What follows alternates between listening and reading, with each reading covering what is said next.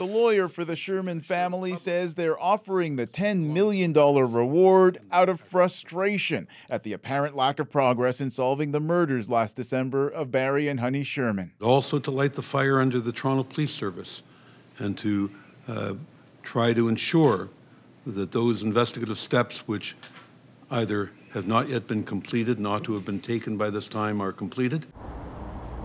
In the early days after the murders, the family of the billionaire couple hired a team of retired police detectives and a former Ontario chief coroner to privately investigate the case. Our parents never left anyone behind. They were taken from us. The Shermans' 4 adult children have heaped criticism on the Toronto police force, accusing detectives of initially treating the deaths as a murder-suicide and bungling the subsequent double murder investigation.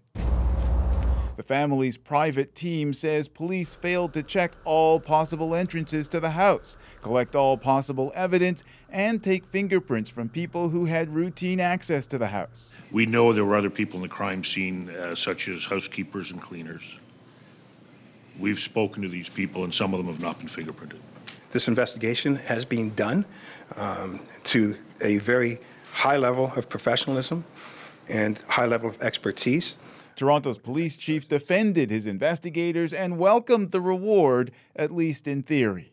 We know that historically that rewards don't necessarily help when it comes to concluding cases, but this is an opportunity that may offer great assistance. It certainly will put the investigation back in light again. The Sherman family has even set up a staffed tip line, hoping that someone, somewhere, will be able to shed some light on what happened in this house 10 months ago. Ron Charles, CBC News, Toronto.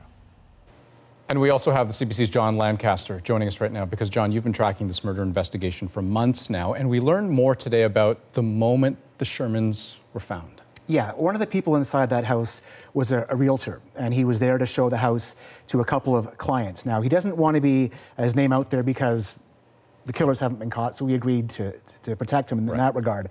He describes the tour was almost over with his clients. They head down to the basement, look through this glass door leading into the pool area, and there are what appear to be 2 bodies. He doesn't believe, or he refuses to believe that they could be real bodies.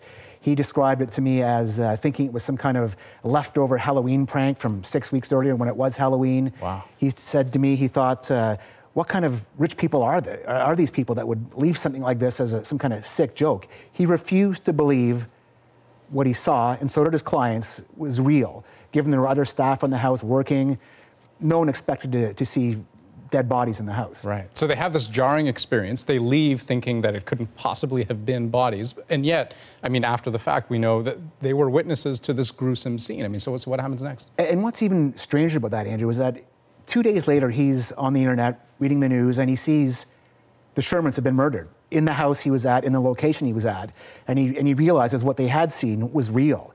He says it wasn't until about a week or 2 later, though, that police actually reached out to him to get a statement from him, even though he'd been there when the bodies were discovered.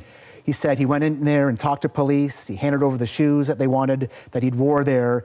And he said police have since followed up asking for his fingerprints, but haven't actually followed through yet. Okay. John Lancaster, lots to follow up on. Thanks so much. Okay.